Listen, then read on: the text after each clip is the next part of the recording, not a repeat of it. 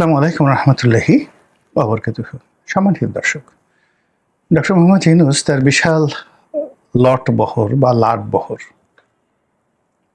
সেই লাট বহর ১০৪ জনের যে লট বহর, এখানে দুটো শব্দ লাট আর লট। তো আমি ডিটেলস বললাম না, আপনারা বুঝে নেবেন যে লাট বহর কাকে বলে আর লট বহর কাকে বলে। তো এই বহর নিয়ে তিনি আমেরিকা ঘুরে আসলেন। আমি বলতে পারবো না যে জাতিসংঘের এই সাধারণ অধিবেশনে বিশ্বের কোন দেশের সরকার প্রধান ১০৪ জন লোক নিয়ে প্রায় ১০ দিনের মতো এই প্লেজার ট্রিপ অথবা যাকে বলা খুবই গুরুত্বপূর্ণ ভ্রমণ অথবা পুরো বাংলাদেশের মানে স্বার্থ সংশ্লিষ্ট বিষয়গুলো তদারক করার জন্য ১০ দিন বসে ২৪ ঘন্টা কাজ করার জন্য তিনি যে চেষ্টা করেছেন আমেরিকাতে, এরকম পৃথিবীর অন্য কোনো সরকার প্রধান করেছেন কিনা আমি বলতে পারবো না। উনি যখন যান তখনই আমি আসলে আশঙ্কা করেছিলাম বা বলেছিলাম যে ওনার আসলে আমি হলে ওনার জায়গায় আমি হলে আমি যেতামই না এখানে। এই মুহূর্তে বাংলাদেশে থাকাটা তার জন্য গুরুত্বপূর্ণ। ২ নম্বর হলে মানুষ যখন চোরাবালিতে পড়ে তখন যে যত বেশি নড়াচড়া করে তার তত সে ওই চোরাবালির মধ্যে পড়ে যায়, ডুবে যায়। তো ডক্টর মোহাম্মদ ইউনূস সরকারের শেষ সময়, যদি ফেব্রুয়ারি মাসে নির্বাচন ধরি, তাহলে এটা ওনার শেষ সময়। এই শেষ সময়টাতে উনি যত বেশি কথা বলবেন বিপদে পড়বেন, যত বেশি ঘোরাফেরা করবেন তত বেশি জটিলতার মধ্যে পড়বেন, এবং যত বেশি ওভার পারফর্ম করার চেষ্টা করবেন তত বেশি তার নিরাপদ যে প্রত্যাবর্তন বা সেফ এক্সিট, ক্ষমতা থেকে বের হয়ে যাওয়া, এটা তার জন্য কঠিন হয়ে পড়বে। দ্বিতীয়ত, এখনও তিনি স্থির করতে পারছেন না যে তিনি আসলে কি করবেন, কার প্রতি নির্ভর করবেন, কে তার বন্ধু। মানে মূলত ব্যাপার হলো যে প্রকৃতিতে যারা খুব শক্তিশালী প্রাণী তারা কিন্তু সঙ্গী সাথীদের সঙ্গে কখনোই সম্পর্ক নষ্ট করে না, এদেরকে বলা হামিম, বিপদের সময় ছেড়ে যায় না। তো উনি দেখুন যে ওনার জীবনে শুরুটা হয়েছিল যাদেরকে নিয়ে। উনি গ্রামীণ ফোন করেছেন, গ্রামীণ ব্যাংক করেছেন। তো এখানে যদি আপনি টপ 1000 লোক ধরেন, সেই শুরু থেকে আজ অবধি গ্রামীণ ফোন, গ্রামীণ ব্যাংক, গ্রামীণ টেলিকম, এই প্রতিষ্ঠানগুলো, গ্রামীণ সেন্টার যেটা তিনি করেছেন, এই প্রতিষ্ঠানে ১০০০ লোক বিভিন্ন সময় শীর্ষ পদে ছিল। তাদের কার সঙ্গে, মানে ওনার যে এই মুহূর্তে নূরজাহান বেগম আর সামিয়া লামিয়া মোর্শেদ, এই দুজন তার ঘনিষ্ঠজন আছেন। তাদের সাথে কতদিনের সম্পর্কের মধ্যে নূরজাহান বেগমের সাথে প্রথম থেকে সম্পর্ক, এর বাইরে দীর্ঘদিন ধরে তার সাথে আছেন এরকম কোনো পুরুষ সঙ্গী, executive, general manager, managing director, DMD, গ্রামীণ ফোন, গ্রামীণ ব্যাংক, ওই প্রতিষ্ঠানগুলোর সাথে কেউ আছেন দেখান তো নেই। এগুলো একটা। ২ নম্বর হলো তার যারা ব্যক্তিগত বন্ধু, পার্সোনাল ফ্রেন্ড, তারা কারা, কয়জন ওনার সঙ্গে এই সময়টিতে দেখা সাক্ষাৎ করেছেন, ওনার সহযোগী হয়েছেন, ওনার পক্ষে কথা বলেছেন। ওনার একটা লেভেল থাকবে না। এখন দেশের বাইরে নোবেল লরিয়েট বা যাকে বলা হয় অন্য দেশের একজন সরকার প্রধান, যেমন পূর্ব তিমুরের সরকার প্রধান বা মালয়েশিয়ার সরকার প্রধান, তাদেরকে তিনি বাংলাদেশে এনেছেন। এই রিলেশনশিপটিকে বলা হয় conventional relation. It's not a personal relation. Personal relation হলো তার স্কুল, কলেজ, বিশ্ববিদ্যালয়, তার সহকর্মী, তার সহপাঠী, তারা কয়জন এখন ডক্টর মোহাম্মদ ইউনূসের সঙ্গে আছেন? একজনও নেই। তো এটা হলো একটা মেসেজ যে তার অবস্থাটা তিনি কোন পর্যায়ে রেখেছেন। তো সেই অবস্থাতে তার এই যে ক্ষমতায় আরোহণ এবং ক্ষমতার এখন যে পর্যায়ে, সেই পর্যায়ে আমেরিকাতে তার যাওয়াটাই ঠিক হয়নি। ১। ২ নম্বর হলো যে আমি আরও বলেছিলাম যে তিনি আমেরিকা থেকে শূন্য হাতে ফিরবেন। গিয়ে দেখুন যে এই আমেরিকাতে তিনি ১০ দিন থেকেছেন, মার্কিন সরকার বা অন্য কোনো সরকারের সঙ্গে কিংবা কোনো প্রতিষ্ঠানের সঙ্গে কোনো সম্পর্ক হয়েছে, কোনো বিজনেস ডিল হয়েছে এবং তার বিনিময়ে বাংলাদেশের জনগণের 2 পয়সার উপকার হয়েছে, এরকম একটা সিঙ্গেল উদাহরণ আপনি দেখান।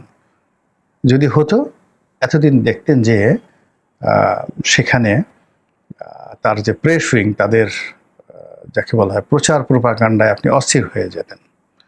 অধিকাংশ সেখানে যে সকল অনভিপ্রেত ঘটনা ঘটেছে, এগুলো তার জন্য, তার এই বয়সের জন্য, তার সরকারের জন্য খুবই বিব্রতকর। তিনি যে উদ্দেশ্যে 3টি রাজনৈতিক দলের 6 জন লোককে নিয়ে গেছেন, এই পুরো ঘটনাটা বুমেরাং হয়েছে। কোনো সম্পর্ক, মানে যারা গেছে তারা মানে ওই রাজনৈতিক দলের চক্ষুশূলে পরিণত হয়েছেন। মির্জা ফখরুল সাহেব গেছেন, তিনি চক্ষুশূলে পরিণত হয়েছেন। আব্দুল্লাহ তাহের গেছেন ডাক্তার, তিনি জামাতের চক্ষুশূলে পরিণত হয়েছেন। জামাতের সাধারণ নেতাকর্মী তাকে পছন্দ করছে না এখন। তাসনিম যারা আক্তার গিয়েছেন, তারাও এনসিপির চক্ষুশূলে পরিণত হয়েছেন। This is the reality. তারা কেন গেলেন, কেন ডিম বৃষ্টি হলো, ডিম খেতে গেলেন, এবং ওখানে তারা গিয়ে যারা রাজনৈতিক নেতৃবৃন্দ, তারা এতটা বিব্রতকর অবস্থায় পড়েছেন যে তারা ওখানে কোনো সংবাদপত্রের সাথে সাক্ষাৎকার দেননি, দিতে পারেননি, বা কেউ তাদের ব্যাপারে আগ্রহ দেখাননি। ওখানে জামাতের লোকজন, তিনি একটা রাজনৈতিক অনুষ্ঠান তিনি করেছেন, কিন্তু পরবর্তীতে আবার কথাবার্তা বলতে গিয়ে তিনি যে সকল অসংলগ্ন কথাবার্তা বলেছেন, যে ভারতের বিরুদ্ধে বক্তব্যটি কি বেশি হয়ে গেল কিনা, ইট মিনস ইমব্যালেন্সড, সবকিছু ইমব্যালেন্সড হয়েছে। মেহেদী হাসানের সাথে ডক্টর মোহাম্মদ ইউনূসের সেই যে ভাইরাল সাক্ষাৎকার, যেটি ডক্টর মোহাম্মদ ইউনূসের সারা জীবনের অর্জনকে প্রশ্নবিদ্ধ করে ফেলেছে, এবং তিনি যেভাবে সারাটা জীবন ব্যাটিং করেছেন, সেই পুরো ব্যাটিংটা এলোমেলো হয়ে গেছে এই যাকে বলা হয় গুণী সাংবাদিকের সঙ্গে সাক্ষাৎকার দিতে গিয়ে। অন্যদিকে যারা প্রেস উইংসের 5 জন লোক গেছেন, তারা সেখানে গিয়ে আগের বারের মতো বা প্রতিবারের মতো পারফর্ম করতে পারেননি।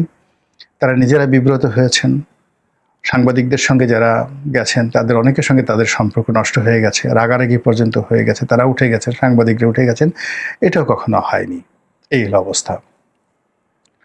তারপর যেটি হলো সেটি হলো যে ডক্টর মোহাম্মদ ইউনূস প্রাণত চেষ্টা করেছেন ডোনাল্ড ট্রাম্পের সঙ্গে একটা সাইডল্যান্ডে বৈঠক করার জন্য, বৈঠক হয়নি। একটা ছবি তিনি তুলেছেন, সেই ছবি নিয়ে কি মহা কেলেঙ্কারি, কি হাসাহাসির মতো ঘটনা। তো সেখান থেকে তিনি বাংলাদেশে আসছেন, আসার পর থেকে একেবারে শুনশান নীরবতা, চুপচাপ। এই যে চুপচাপ, সেই চুপচাপ কিন্তু ভালো লক্ষণ নয়।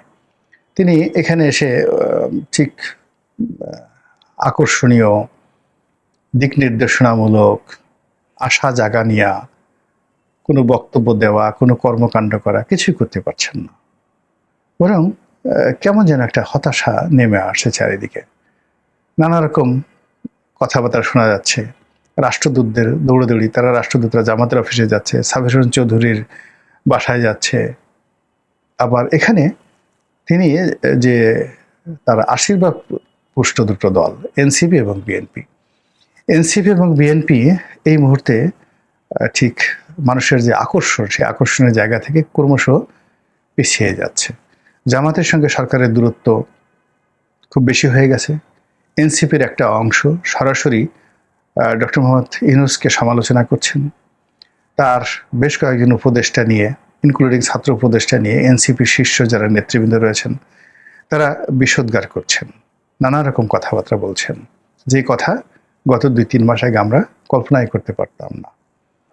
এরপর ডক্টর মোহাম্মদ ইউনূসের সঙ্গে যে সেনাপ্রধানের কী সম্পর্ক আছে, বঙ্গভবনের কী সম্পর্ক আছে, আমরা মোরালে সবাই জানি।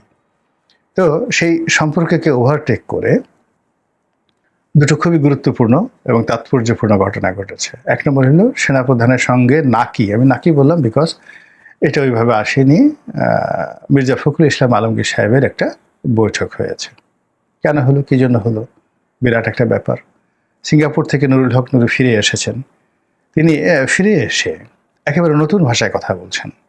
তিনি ডক্টর মোহাম্মদ ইউনূসকে খুব নিষ্ঠুরভাবে সমালোচনা করছেন। তাকে যারা পিটিয়েছে তাদের বিচার চাচ্ছেন, এবং সেই বিচার যদি করা না হয় তাহলে তিনি গলায় গামছা পরাবেন, এই হুমকি তিনি দিচ্ছেন। অন্যদিকে তিনি এই সমস্ত কথাবার্তা বলছেন, কিন্তু তাকে বেশ চিন্তিত, নুরুল হক নুরুকে বেশ চিন্তিত, উদাসীন বলে মনে হচ্ছে। অন্যদিকে এবি পার্টির জনাব মঞ্জু, জোনায়েদ সাকি, মানে যারা তারপরে আন্দালিব রহমান পার্থ, কর্নেল অলি, এরপরে ববি হাজ্জাজ, তাদের মধ্যে যে একটা গতি ছিল নির্বাচনকে নিয়ে, রাজনীতি নিয়ে, ডক্টর মোহাম্মদ ইউনূসকে নিয়ে, সবাই নিশ্চুপ, কারো কোনো বক্তৃতা বিবৃতি আমরা দেখছি না। সবাই যেন কি ভাষায় কথা বলছে। এবং এই যে 6 জন লোককে নিয়ে যাওয়ার ফলে প্রায় 100 রাজনৈতিক দলের সঙ্গে, নামকাওয়াস্তে অনেক রাজনৈতিক দল আছে যারা শুধুমাত্র আমি তাদের নামও জানি না, তো এই সকল রাজনৈতিক দলের সঙ্গে তো যে কোনো কারণে তিনি একটা অ্যাডাপশন গড়ে তুলেছেন ডক্টর মোহাম্মদ ইউনূস। আর সেই রাজনৈতিক দলগুলোর সবাইকে বাদ দিয়ে তিনি 3টি রাজনৈতিক দল থেকে 6 জন লোক নিয়ে গেলেন।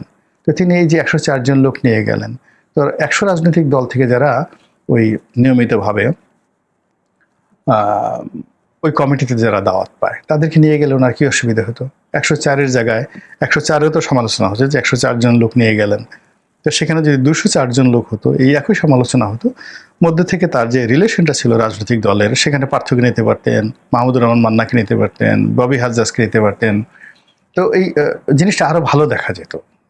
এদের চেহারা ভালো, সুরত ভালো, পোশাক ভালো, আশাক ভালো। এবি পার্টির মঞ্জু সাহেবকে নিতে পারতেন। জোনায়েদ সাকি কত লম্বা, কত সুন্দর, দেখলেই মানে একটা নেতার মতো মনে হয় জোনায়েদ সাকিকে। তো তিনি যদি এয়ারপোর্টে এভাবে নামতেন, এরকম 100-150 লোক যদি সেখানে উপস্থিত থাকতেন, ওই যে মোস্তাফিজুর রহমান ইরান আছেন, তো ওনারা মানে নেতার মতো লম্বা চোড়া।